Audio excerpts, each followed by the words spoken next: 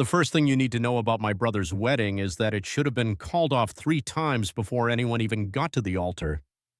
The second thing is that nobody did call it off, despite the universe practically screaming at us through storm clouds and canceled vendors, and the bride's mother's third nervous breakdown of the weekend. The third thing, and this is where it gets complicated, is that I met him there, the best man. And somehow, in the middle of all that beautiful disaster, something quiet started between us that I'm still trying to understand. But I'm getting ahead of myself. It started on Friday afternoon when I pulled into the gravel lot of Willowbrook Farm, an hour outside the city and approximately 15 years past its prime. The venue looked like someone had taken a Pinterest board titled Rustic Chic Wedding and fed it through a blender with budget constraints and false advertising. The barn was charming enough if you could ignore the fresh coat of paint that didn't quite cover the water stains and the reception tent that sagged like it was having second thoughts.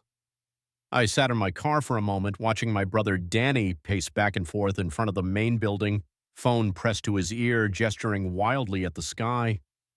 The weather app on my phone cheerfully informed me that we had a 60% chance of rain turning to storms by evening. Perfect. "Ethan!" Danny spotted me the moment I stepped out of the car. "Thank God you're here. The band just canceled. Something about their drummer's appendix and their backup van breaking down in Ohio. Or maybe it was the other way around. I don't know. Sarah's inside crying and her mother keeps suggesting we postpone and I just—" He stopped, running his hands through his hair. "Tell me this is going to be okay." I looked at my older brother, successful lawyer, homeowner, the one who always had his shit together, and saw a man on the edge of a complete breakdown. "It's going to be okay," I lied smoothly. "We'll figure something out. You don't understand. We have 120 people coming tomorrow. The caterer is threatening to charge us extra because the kitchen facilities aren't what they were promised. Sarah's dress came in the wrong shade of ivory. Apparently there's a difference between pearl and cream, and it matters. And now no music." "Danny?" I put a hand on his shoulder. "Breathe. Where's your best man? Isn't he supposed to be handling this kind of crisis?" "Marcus, he's inside somewhere, probably solving 3 problems at once." Danny's face relaxed slightly. "Actually, yeah, he's been a lifesaver.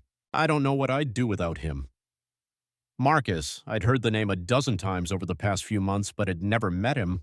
College roommate, now some kind of consultant who traveled constantly for work. Danny always spoke about him with a kind of easy affection that made me slightly envious.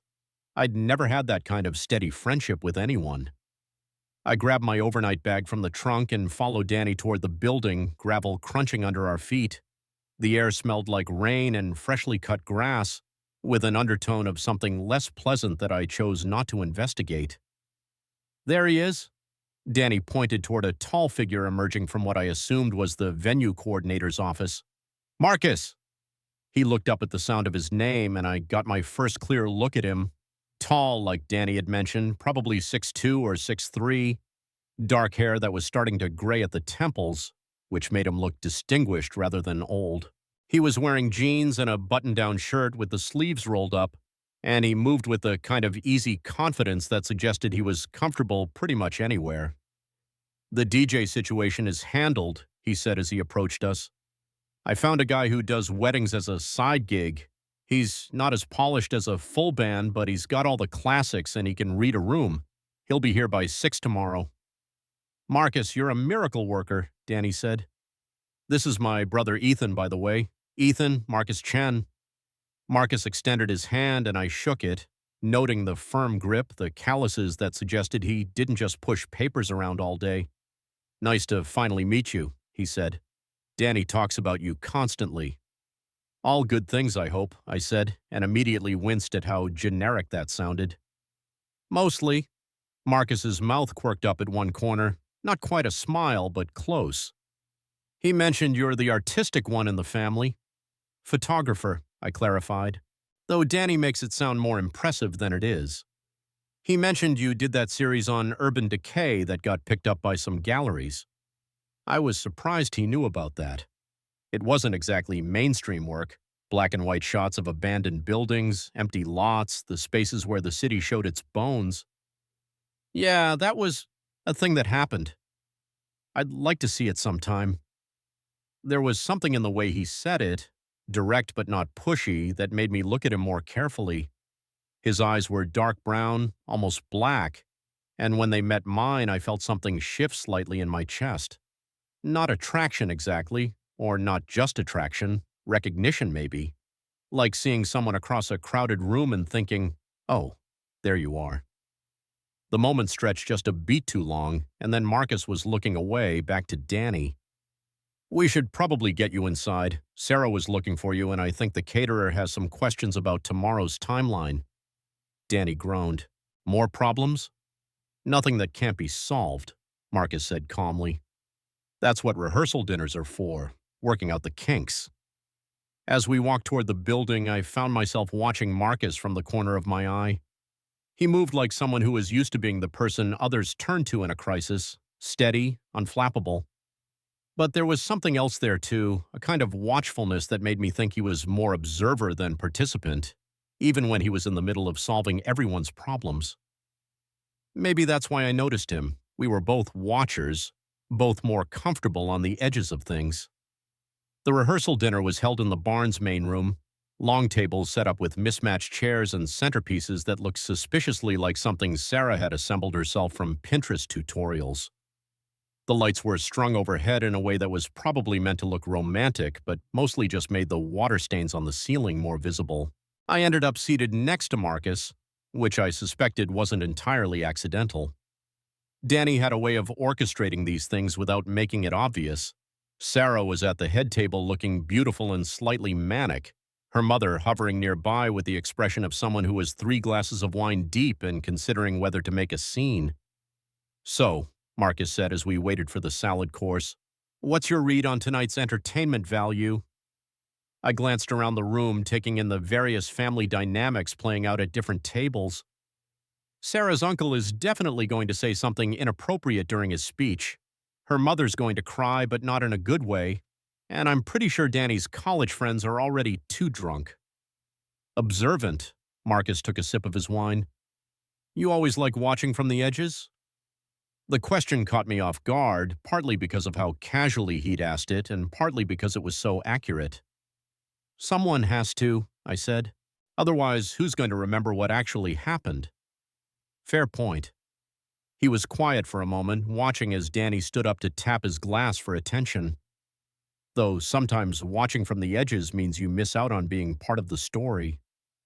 I was still processing that comment when Danny started his speech, thanking everyone for coming, talking about how much it meant to have family and friends there to celebrate. Standard stuff, heartfelt but safe. Sarah's uncle went next, and as predicted, managed to work in a joke about marriage being like a prison sentence that made half the room wince. Sarah's smile grew increasingly strained. Christ, I murmured under my breath. Someone should have vetted these speeches. Marcus heard me and chuckled quietly. At least he didn't go with the ball and chain routine. Give him time, he's not done yet. Sure enough, Uncle Rick pivoted to a story about Sarah as a child that was somehow both boring and vaguely embarrassing. I felt genuinely sorry for her. You know, Marcus said quietly, leaning slightly closer so only I could hear. I've been to a lot of weddings, and I'm starting to think the best ones are the disasters. How do you figure? The perfect weddings are forgettable, but the ones where everything goes wrong, those are the stories people tell for years. Remember Danny's wedding when the band canceled and it rained and Sarah's uncle gave that speech? I considered this. So you're saying disaster builds character. I'm saying disaster builds memories, and memories are what matter, not whether the flowers match the napkins. It was such a Marcus thing to say, practical but oddly profound. I was beginning to understand why Danny valued his friendship so much. The speech mercifully ended and we moved on to the main course. The food was actually better than expected, which felt like the first genuinely positive development of the weekend. As the evening progressed, I found myself relaxing slightly, helped along by the wine and by Marcus's steady presence beside me. He was easy to talk to, I discovered. He asked good questions and actually listened to the answers, which was rarer than it should be. When I mentioned that I was between projects trying to figure out what to shoot next, he didn't offer generic advice or tell me about his cousin who was also into photography. He just nodded and said, that in between space is tough, but it usually means you're getting ready for something bigger. You sound like you speak from experience. I spent 2 years after college basically drifting. Everyone else seemed to know exactly what they wanted to do, and I was just figuring it out. Drove my parents crazy. What changed? He shrugged. I stopped waiting for some grand revelation and started paying attention to what I was actually good at. Turns out I'm decent at solving other people's problems. Hence the consulting. Hence the consulting. He smiled, and I realized it was the first real smile I'd seen from him all evening. It transformed his face, making him look younger and more approachable. What about you? What made you pick up a camera? It was a question I'd been asked 100 times, but somehow when Marcus asked it, I found myself giving a different answer than usual. I wanted to show people things they were not seeing. The city I grew up in, everyone just saw the surface, the nice neighborhoods, the tourist spots. But there were all these other layers underneath, places that were forgotten or abandoned or just overlooked. I wanted to make those visible. Marcus nodded slowly. The spaces between things. Yeah, exactly. That's what I like about your work. Most photographers try to show you what to look at. You show people how to look. It was such a simple way to put it, but it captured something about my photography that I'd never been able to articulate myself. I felt a flush of warmth that had nothing to do with the wine. The evening was winding down when Sarah's mother finally made her scene. It started with a conversation about the weather forecast that escalated into tears and accusations about poor planning and why couldn't they have just had the wedding at the country club like she'd suggested. Sarah ended up leaving the table in tears, and Danny followed her, leaving the rest of us to sit in awkward silence. Well, Marcus said mildly, that was inevitable. You called it, I agreed. Family weddings bring out the best in everyone. He finished his wine and stood up. I should probably go check on Danny, see if there's any damage control needed. I watched him go, noting how he moved through the room, not rushing, not drawing attention to himself, just quietly efficient. Several people stopped him to ask questions or make comments, and he handled each interaction with the same calm competence. I was collecting my jacket when he reappeared at my elbow. Crisis averted? I asked. For now. Sarah's calmed down, Danny's breathing again, and her mother has been relegated to helping with cleanup, which will hopefully keep her occupied. He paused. You heading back to your room? Eventually. Thought I might get some air first. It's been a long day. Mind if I join you? I could use a few minutes away from the drama. Sure. We walked outside together, and I was struck by how different the night felt from the afternoon. The air was cooler now with that electric feeling that comes before a storm. The lights from the barn cast long shadows across the gravel lot, and somewhere in the distance I could hear music from what was probably another wedding reception. I pulled out my phone to check the weather. Looks like the rain's going to hold off until tomorrow afternoon. Danny might actually get his outdoor ceremony. Good, he's been stressed enough about everything else. Marcus leaned against the fence rail that separated the parking area from a field beyond. You know, for all the chaos, I think it's going to be a good wedding. What makes you say that? Because underneath all the stress and family drama, Danny and Sarah actually love each other. That's rarer than you'd think. I joined him at the fence, close enough that I could smell his cologne. Something subtle and woody. You've been to a lot of weddings where that wasn't the case? A few. You can usually tell. The couples who are more in love with the idea of a wedding than with each other, they're the ones who fall apart when things don't go according to plan. He glanced at me. Danny and Sarah are going to be fine. They're the kind of people who'll laugh about this weekend in 5 years. And in 10 years?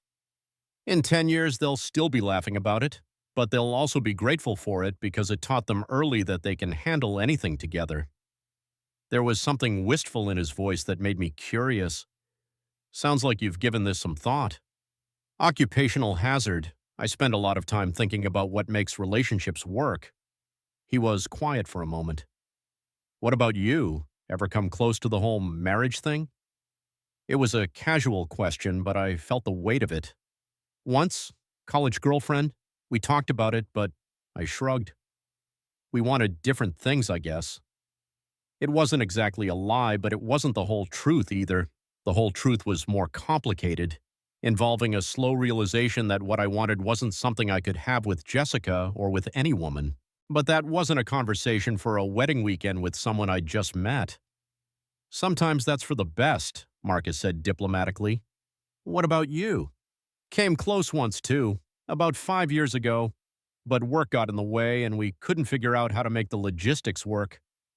He smiled ruefully. Story of my life, actually. I'm good at solving other people's problems, not so great at solving my own.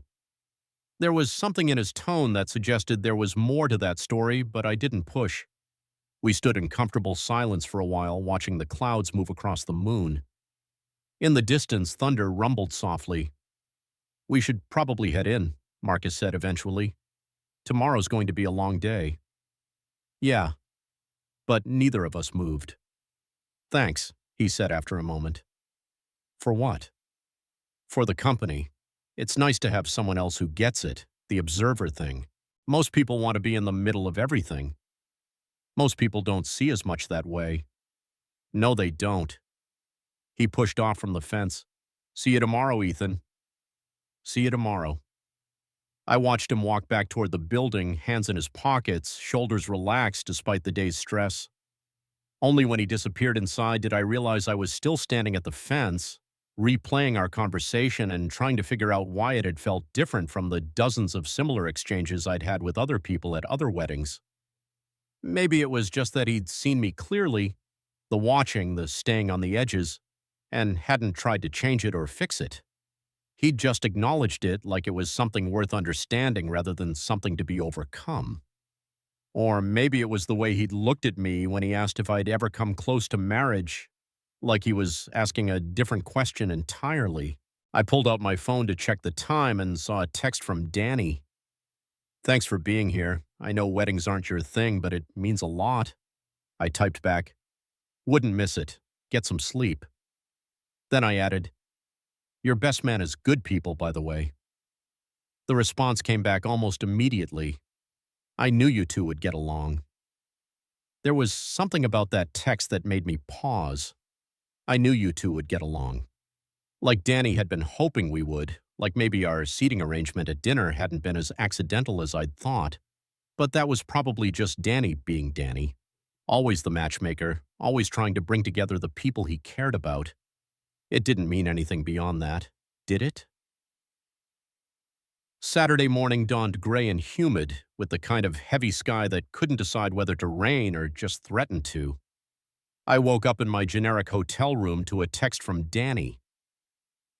Emergency breakfast meeting, main dining room, 8 a.m. Bring coffee.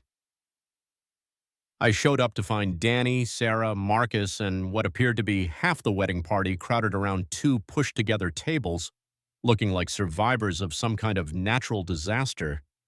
Sarah's eyes were red-rimmed, Danny looked like he hadn't slept, and even Marcus seemed a little frayed around the edges. Okay, Sarah was saying as I approached. So the florist says she can get us replacement arrangements, but they won't be exactly what we ordered and they'll cost extra. The photographer, not you, Ethan, the official one, is running late because of traffic. And the cake... She stopped, pressing her hands to her temples. The cake is fine, right? Please tell me the cake is fine. The cake is fine, Marcus said calmly. I checked with the baker this morning. Everything's on schedule. Thank God for small favors, Danny muttered. I slid into an empty chair next to Marcus and signaled the waitress for coffee. What else? The weather, Sarah said miserably. It's supposed to start raining around 2, right in the middle of the ceremony. We could move everything inside, but the barn isn't really set up for that, and with 120 people, it's going to be tight, Marcus agreed. But doable if we need to. Or, Danny said, we could take our chances with the weather, have the ceremony outside as planned, and hope for the best. That's a terrible idea, Sarah's mother said from across the table. She'd been quiet until now, but apparently couldn't hold back any longer. What if it's pouring? What if everyone gets soaked? What if the dress gets ruined? Mom, Sarah said wearily, we've been over this. I'm just saying, there are practical considerations, which we're handling, Marcus interrupted smoothly. We've got a backup plan for every scenario. Whatever happens, it's going to be a beautiful wedding. Something about his tone, calm, confident, utterly unruffled, seemed to settle everyone slightly. Even Sarah's mother subsided into grumbling rather than outright panic. What's the backup plan? I asked. Marcus pulled out his phone and showed me a detailed note that looked like it had been revised multiple times. Plan A. Ceremony outside as scheduled, reception in the tent.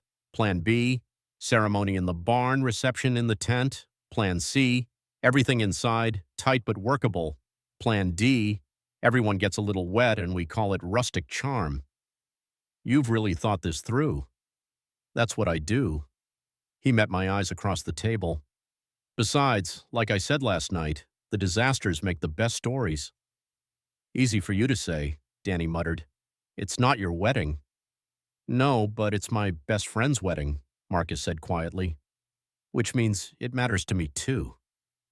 There was something in the way he said it that made me look at him more carefully. Not just professional competence, but genuine care. He wasn't just managing a crisis. He was protecting something that mattered to him. The breakfast meeting continued for another hour, with various family members offering suggestions and opinions that ranged from helpful to completely insane.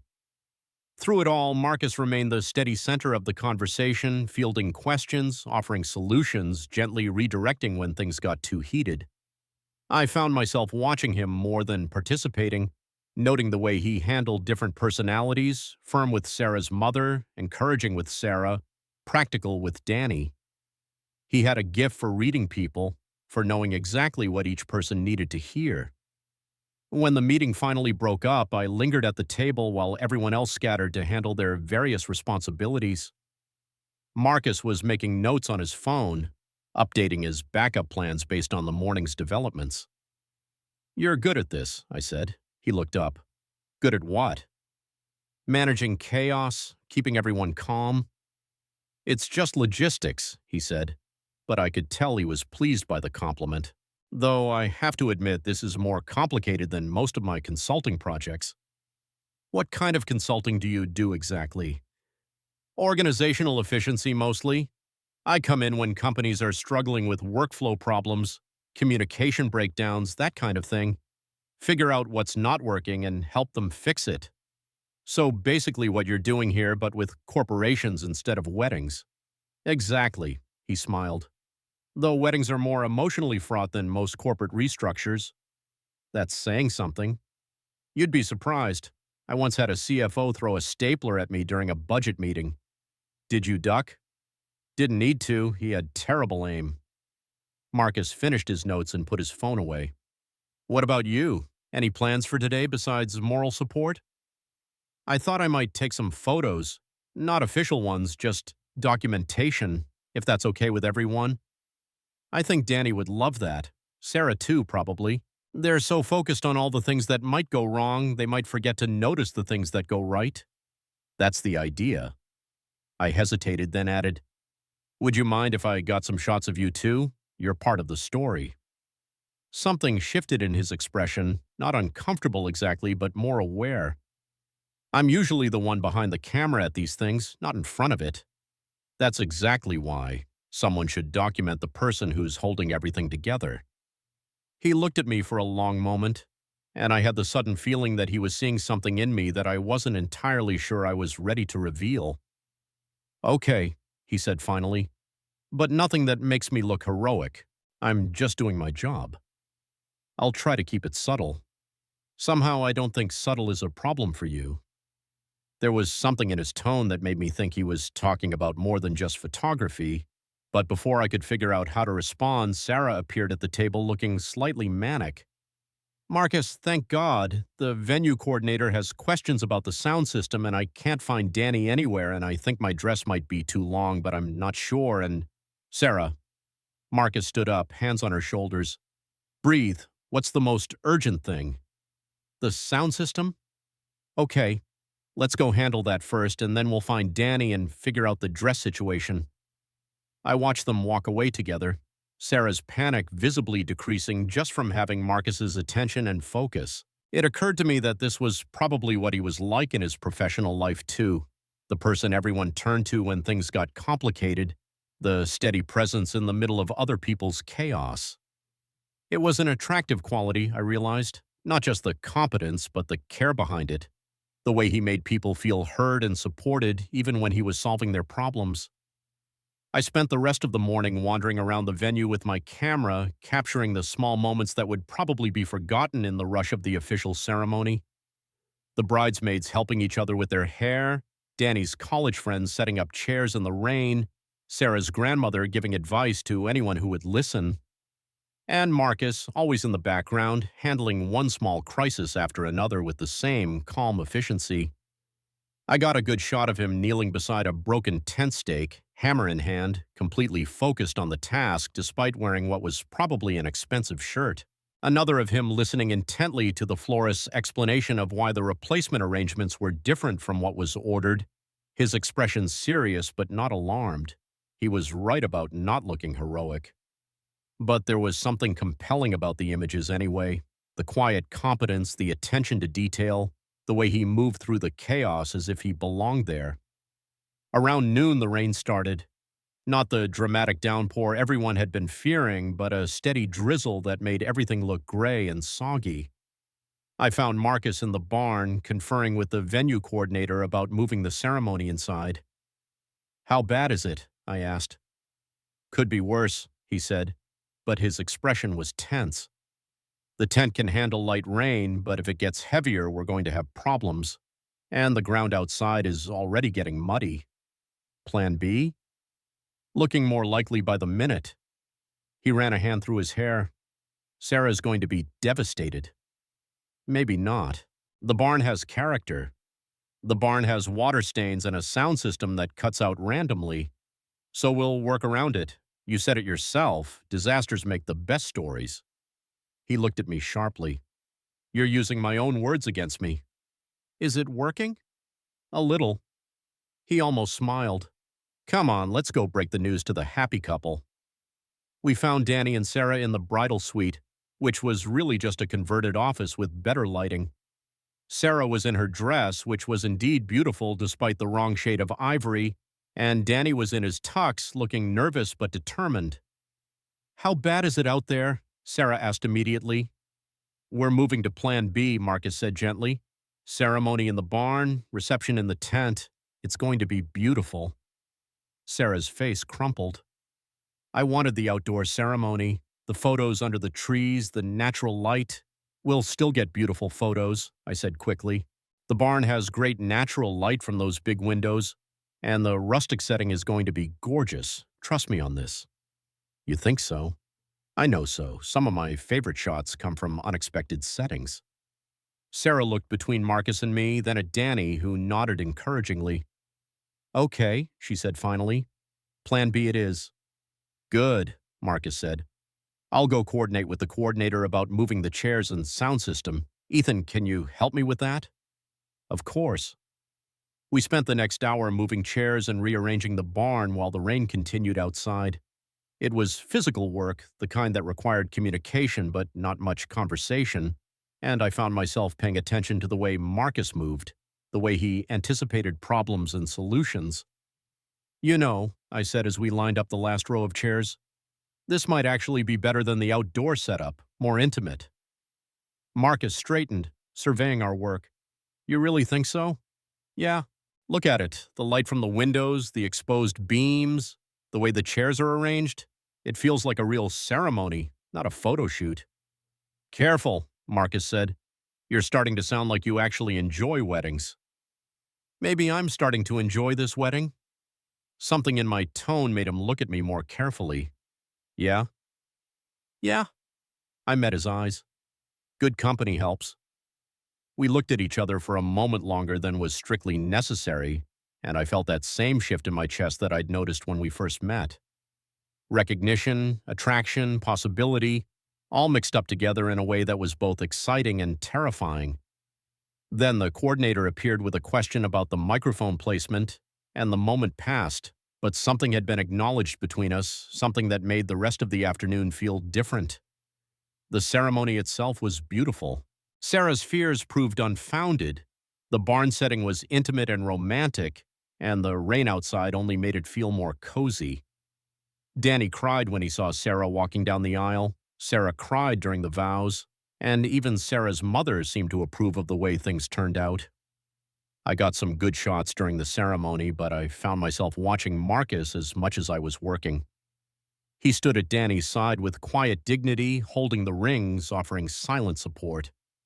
When Danny stumbled slightly over his vows, Marcus was there with a steadying hand on his shoulder. When Sarah's flower girl started crying halfway down the aisle, Marcus discreetly signaled to one of the bridesmaids to help. He was good at this, I realized. Not just the logistics and problem solving, but the emotional support, the being present for the people he cared about. After the ceremony, during the cocktail hour, I found myself gravitating toward him again. He was standing near the bar talking to Danny's parents, but when he saw me approaching, he excused himself. "How are the photos coming?" he asked. "Good. Really good, actually. The barn was the right choice." "Sarah seems happy with it." "She should be. It was perfect." I paused. "You did good today." "Just doing my job, Muddy," he said, but I could tell he was pleased. "This isn't your job. This is friendship." Maybe that's the same thing sometimes. There was something wistful in his voice again, that same note I'd heard the night before. I wanted to ask about it, but before I could figure out how, Danny appeared at our sides. "There you two are," he said, slightly breathless. "Sarah wants to get some photos with the wedding party before we start dinner. Marcus, you're in these, obviously. Ethan, can you coordinate with the official photographer?"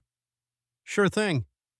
The photo session took longer than expected, partly because of the logistics of getting everyone organized, and partly because Sarah's photographer turned out to be one of those people who took 40 shots of everything and still wasn't satisfied.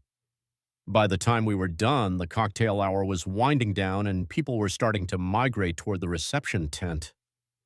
"Thank God that's over," Marcus murmured as we walked toward the tent together. "I thought she was going to make us hold those poses until next Tuesday." "At least you looked comfortable. I always look like I'm being held hostage in group photos." "It's the smile. You're trying too hard. The trick is to think about something that actually makes you happy instead of just arranging your face." "What were you thinking about?" "That this whole weekend could have been a complete disaster, but somehow it's turning out okay." "That's what makes you happy?" Crisis averted. "Sometimes." He glanced at me. "What about you? What would you think about if you wanted to look genuinely happy in a photo?" It was such a simple question, but it caught me off guard. What did make me genuinely happy? Not the big things, the career achievements or major life events, the small things, the quiet moments. Good light on an ordinary building, a conversation that went deeper than expected, the feeling of understanding someone and being understood in return. "This," I said without thinking. "Today. Right now." Marcus stopped walking. "Yeah?" "Yeah." I felt heat rise in my cheeks. "Sorry, that was—" "No, don't apologize." His voice was quiet. "I know what you mean." We looked at each other for a moment that felt suspended in time, full of possibilities and questions I wasn't sure either of us was ready to ask. Then someone called Marcus's name from inside the tent, and the moment passed. But something had shifted again, something deeper this time. And as we walked into the reception together, I found myself wondering what it would feel like to stop watching from the edges and step into the center of whatever was happening between us. The reception was where everything started to fall apart, not immediately, of course. For the first hour or so, everything went according to plan. The food was good, the DJ Marcus had found was actually excellent, and the tent held up admirably against the steadily increasing rain outside. Sarah looked radiant, Danny looked relieved, and even Sarah's mother seemed to be enjoying herself. I was standing near the back of the tent, camera in hand, documenting the small moments. Elderly relatives dancing carefully to oldies, children running between tables, the quiet conversations happening in corners. Marcus was somewhere in the middle of it all, still troubleshooting minor issues, but looking more relaxed than he had all weekend. That's when Sarah's Uncle Rick decided to make his second speech of the weekend. He'd been drinking steadily since the cocktail hour, and what had been merely inappropriate jokes the night before had evolved into something much more uncomfortable. He started with the standard marriage is hard work routine, then moved into increasingly personal territory about Sarah's previous relationships and Danny's bachelor party adventures. I watched Sarah's face go from polite smile to visible discomfort to something approaching horror as Rick recounted a story about Danny's college years that was both unflattering and probably not true. Danny looked like he wanted to crawl under the table, and several other family members were making shut-up gestures that Rick was pointedly ignoring. "Someone needs to stop this," I murmured to Marcus, who had appeared at my elbow.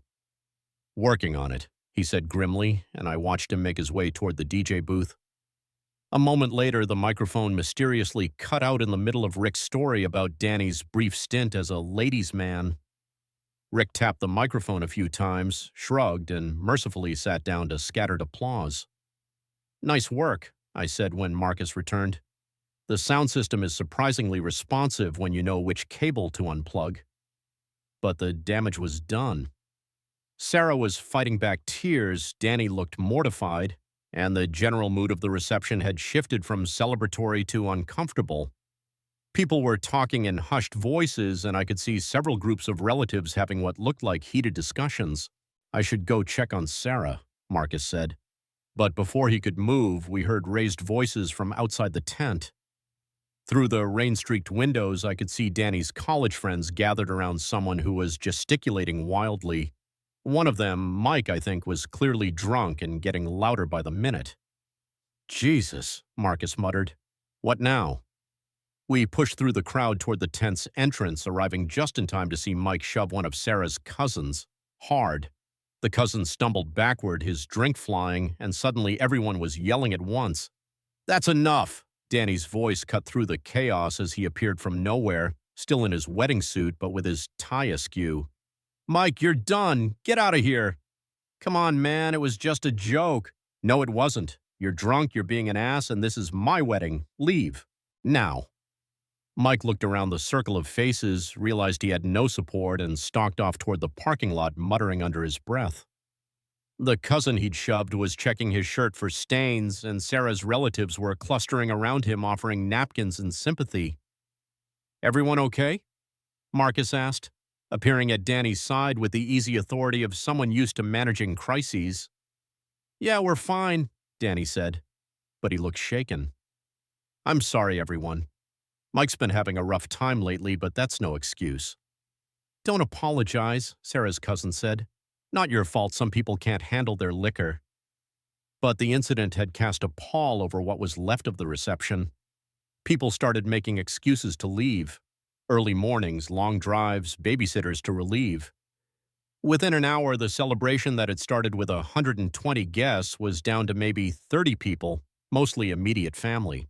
I found myself helping with cleanup, stacking chairs, and collecting abandoned centerpieces, partly because it seemed like the right thing to do, and partly because I wasn't ready for the weekend to be over. Marcus was everywhere at once, coordinating with the caterers, settling accounts with vendors, making sure all the wedding gifts made it safely into Danny's car. "You don't have to do this," he said when he found me breaking down table linens. "You're a guest." "So are you, technically." "Fair point." He grabbed another stack of linens, though I think we both know I stopped being just a guest somewhere around the first crisis. "When was that, Friday afternoon?" "Try Thursday night when Danny called me in a panic about the weather forecast."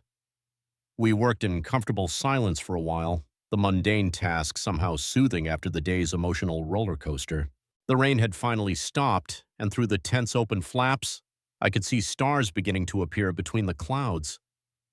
"You know," I said as we folded the last tablecloth, "for a disaster, this turned out pretty well." Sarah and Danny seemed happy by the end. More than happy. They looked musled, like they'd gotten through something together. Marcus nodded. "That's the thing about weddings. All the planning and preparation, but what really matters is how you handle the unexpected stuff." "Is that your professional opinion?" That's my human opinion. He straightened up, surveying the cleaned-up tent. I think we're done here. Most of the remaining guests were gathered in the barn's main room where someone had set up an impromptu after-party with the leftover alcohol and a playlist of music that was significantly better than what the DJ had been playing earlier. Sarah had changed out of her wedding dress into jeans and a sweater, and she looked more relaxed than I'd seen her all weekend. "There's my photographer," she said when she spotted me. "I can't wait to see what you captured today." "Some good moments," I said. "I'll get you a selection by the end of the week." "Did you get any shots of the chaos? I want to remember all of it, even the parts that went wrong." "Especially the parts that went wrong," Danny added, appearing with beers for Marcus and me. "Those are the stories we'll be telling for years." I caught Marcus's eye and saw him suppress a smile. "Told you so," he murmured. The impromptu party continued until nearly midnight, with people drifting in and out of conversations, sharing stories about the day and about Danny and Sarah's relationship. I found myself watching Marcus again, noting how different he seemed now that the official responsibilities were over. More relaxed, more willing to just be present instead of constantly problem-solving. When Sarah's grandmother started telling stories about her own wedding 60 years ago, complete with disasters that made this weekend look like a masterpiece of organization, Marcus ended up sitting next to me on one of the hay bales that had been arranged as makeshift seating. 60 years, he said quietly. That's something. You think they'll make it that long, Danny and Sarah? I think they've got a good chance. They've got the important stuff figured out. Which is? They like each other, really like each other, not just love, and they know how to laugh at themselves. I considered this. What about the rest of it, the compatibility stuff, the life goals, all that? Important, but not as much as people think. You can figure out the logistics if you actually enjoy each other's company. He took a sip of his beer. What about you? You ever want the whole marriage thing? It was the second time he'd asked me about marriage, and this time I was more prepared for it, sort of. I used to think I did, I said carefully. When I was younger, I had this whole picture in my head of what my life would look like. House in the suburbs, 2 cars, 2 kids, the whole package. What changed?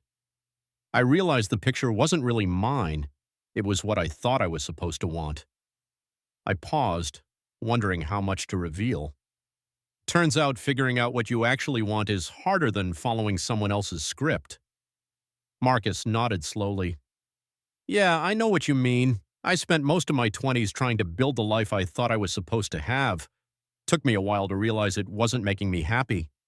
What does make you happy? Honest question. Honest question. Work that matters, good friends, quiet mornings with coffee and no agenda.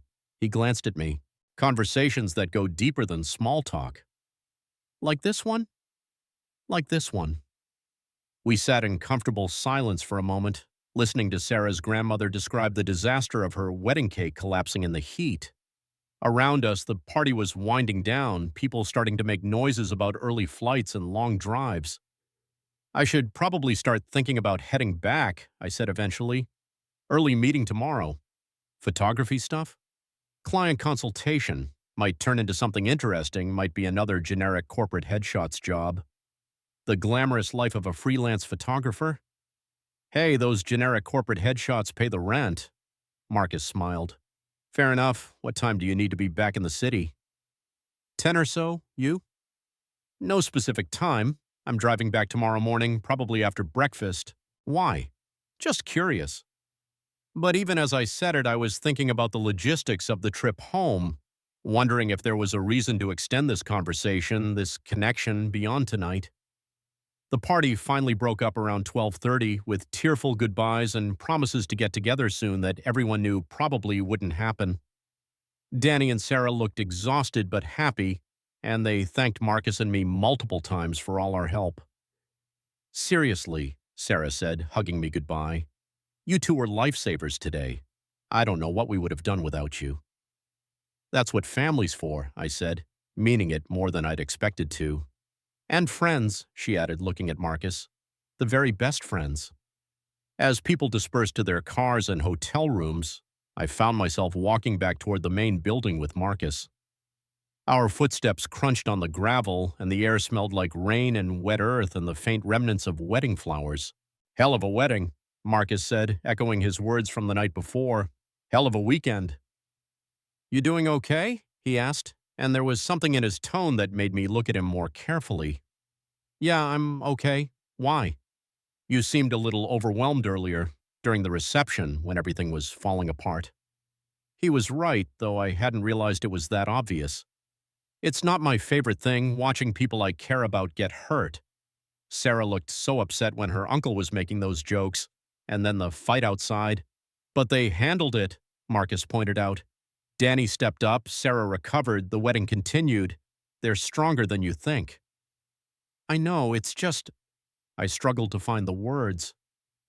I'm used to being able to fix things. With photography, if something's not working, I can adjust the lighting or change the angle or wait for a better moment. But with people, with situations like today, all I can do is watch. Marcus stopped walking. You did more than watch. You helped with setup, you documented everything, you were there when people needed support. That matters.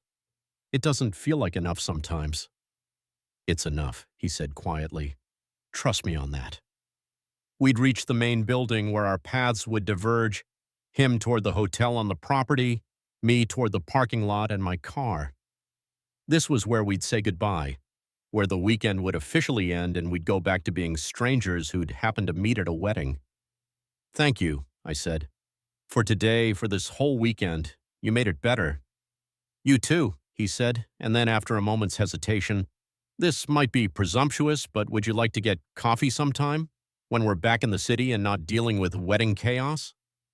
The question caught me off guard, not because I didn't want to say yes, but because I'd been so sure this was ending here. I'd like that, I said. I'd like that a lot. Good. Marcus smiled, and it was that same real smile that had transformed his face at the rehearsal dinner. I'll text you. I'll answer. We stood there for another moment, neither of us quite ready to walk away, and I found myself thinking about all the conversations we hadn't had yet, all the things I wanted to know about him that had nothing to do with wedding logistics or crisis management. Get some sleep, Marcus said finally. Tomorrow's getting to come early. You too. I watched him walk toward the hotel, hands in his pockets, shoulders relaxed in a way they hadn't been all weekend. Only when he disappeared inside did I head toward my car, already looking forward to his text, already thinking about what coffee shop might be good for a first non-wedding conversation. As I drove back toward the city, windows down despite the late hour, I found myself smiling for no particular reason. The weekend had been a disaster in all the expected ways, but it had also been something else, something I hadn't anticipated and wasn't quite ready to name. But whatever it was, I was looking forward to finding out. Part 2. I didn't sleep well that night. Not because of the uncomfortable hotel mattress or the lingering adrenaline from the wedding chaos, but because I kept replaying conversations with Marcus, analyzing the space between words, the moments when our eyes had met across crowded rooms. By 6 a.m., I gave up on sleep entirely and headed down to the hotel's sad excuse for a breakfast buffet.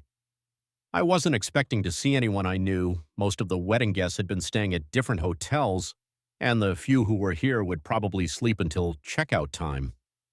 So when I spotted Marcus at a corner table with coffee and what looked like the morning newspaper, I felt that same little jolt of recognition I'd been experiencing all weekend. Early riser? I asked, approaching his table with my own coffee and a pastry that had seen better days. Couldn't sleep, he admitted. Mind if I join you, or were you looking for some alone time? Please sit. I was just going to scroll through my phone and pretend to check emails.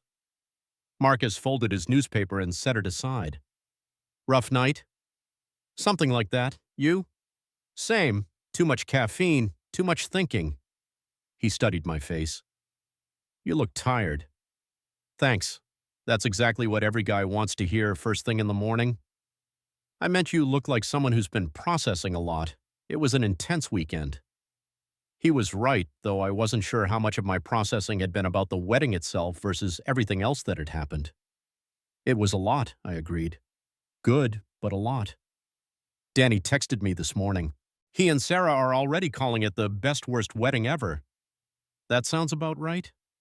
We sat in comfortable silence for a while, drinking our coffee and watching through the windows as the venue staff began the massive cleanup operation. In the bright morning light, Willowbrook Farm looked tired but not defeated, like it had seen plenty of weddings come and go and would see plenty more. "What's your plan for getting back to the city?" Marcus asked eventually. "Probably leave after checkout, get home around noon. You?" "Similar timeline. I was thinking about grabbing some actual breakfast on the way. There's supposed to be a good diner about 20 minutes down the highway." It wasn't quite an invitation, but it wasn't not an invitation either. "That sounds better than whatever this is supposed to be," I said, gesturing at my pastry. "Want a convoy? We could follow each other in case one of us runs into car trouble." "Sure, that makes sense." It did make sense, but I knew that wasn't why either of us was suggesting it. We weren't ready for the weekend to be over, weren't ready to go back to our separate lives without at least a little more time to figure out what was happening between us. Checkout was quick, and within an hour we were caravanning down a two-lane highway toward a place called Mel's Diner that looked like it hadn't been updated since 1987. The parking lot was full of pickup trucks and motorcycles, which seemed like a good sign. Inside, Mel's was exactly what you'd expect. Vinyl booths, laminated menus, waitresses who called everyone Han and poured coffee without being asked. Marcus and I found a booth near the back, and I realized this was the first time we'd been completely alone together, away from wedding chaos and family obligations. "So," I said after we'd ordered, "pancakes for me, eggs Benedict for him," which somehow seemed exactly right for both of us. "How long have you known Danny?" "Since freshman year of college. We were randomly assigned as roommates, and somehow it worked." Marcus smiled at the memory. "He was this intense pre-law student who had his whole life planned out, and I was a business major who had no idea what I actually wanted to do. We balanced each other out." "You're still balancing each other out?" "Different ways now, but yeah, he keeps me grounded. I keep him from taking himself too seriously." "Is that your role in most friendships? The one who solves problems and keeps things light?" Marcus considered this. "Probably more than I should. It's easier than dealing with my own stuff sometimes." "What's your own stuff?" "Honest question again?" "Honest question. I'm really good at helping other people figure out their lives, but I'm terrible at figuring out my own. I've been single for 3 years. I live in an apartment that still feels temporary, even though I've been there for 5 years. And I travel so much for work that I don't really have a home base anywhere." "That sounds lonely." "Sometimes it is." He met my eyes across the table. "But sometimes you meet someone who makes you think maybe you've been approaching the whole thing wrong." The waitress appeared with our food before I could respond to that, which was probably good because I wasn't sure what to say. The implication was clear enough, but Marcus had a way of saying meaningful things so casually that I wasn't sure if I was reading too much into them. "What about you?" he asked as we started eating. "You mentioned you were between projects. What's next?" "That's the million-dollar question. I've been doing a lot of commercial work lately, corporate stuff, some wedding photography, nothing too artistic. It pays the bills, but it's not exactly fulfilling." "What would be fulfilling?" "I want to do another series like the Urban Decay Project, something that matters, that shows people things they haven't seen before." I paused, considering how much to reveal. "I've been thinking about doing something on queer spaces in the city, the bars and clubs and community centers, but also the quieter places, the bookstores and coffee shops and parks where people go to just exist without having to perform or hide." Marcus's expression sharpened with interest. "That sounds important." "It feels important. But it's also scary, putting that much of myself into the work. Because it's personal." "Because it's personal," I agreed. We ate in thoughtful silence for a while, and I found myself studying Marcus's face in the diner's fluorescent lighting. He had good bones, strong jaw, eyes that seemed to notice everything. There was something calming about his presence, the way he listened without judgment, the way he made space for difficult conversations. "Can I ask you something?" I said eventually. "Sure. Yesterday when you asked about marriage, about whether I'd ever come close, Did you really want to know, or were you asking something else? Marcus set down his fork and looked at me directly. I was asking something else. What were you asking? Whether you were available, whether there was room in your life for someone new. And now you know? Now I know? He smiled slightly. What about you? Any questions you've been wanting to ask? A few. I took a breath. Are you looking for something serious, or are you one of those guys who collects interesting people for casual conversation? Serious, he said without hesitation. I'm too old for games, and I'm too tired of being lonely to waste time on casual anything. Good, that's good. What else? Are you out? Like generally out, not just to close friends? Completely out, have been since college. I'm not interested in closets or complications. Also good. Your turn to answer something, Marcus said. What made you want to ask me about queer spaces? Was that just an example, or is that actually what you want to work on next? I felt heat rise in my cheeks. It's actually what I want to work on next. Which means I'm gay, and I've been thinking about how to use my work to document my community. How long have you been out? Officially, about 2 years. Unofficially, I've been figuring it out for longer than that. Marcus nodded. That explains some things. Like what? Like why you seemed nervous when I asked about marriage. Like why you watch from the edges instead of jumping into the middle of things. Like why you seemed surprised that I was paying attention to you. Was it that obvious? Only to someone who's been there. Marcus reached across the table and briefly touched my hand. For what it's worth, I think the Queer Spaces project sounds incredible, and I think you're braver than you give yourself credit for. The touch was brief, barely more than a brush of fingers, but it sent electricity up my arm and made something settle in my chest that I hadn't realized was unsettled. Thank you, I said quietly. For what? For making this easy, for not making me feel like I had to explain or justify anything. Everyone's timeline is different. There's no right or wrong way to figure yourself out. We finished breakfast with the conversation flowing more easily than it had all weekend. Marcus told me about his consulting work, the satisfaction of helping dysfunctional organizations find their rhythm. I told him about some of my favorite photography projects, the thrill of capturing moments that revealed something true about the world. When it came time to leave, we stood in the parking lot for a few minutes, neither of us quite ready to get back on the highway. So, Marcus said, coffee in the city sometime soon? Definitely, though I should warn you I'm probably going to be nervous and awkward for the first 20 minutes of any official date.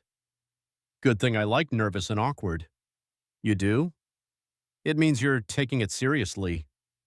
We exchanged numbers properly this time, and Marcus programmed his contact information into my phone while I did the same with his.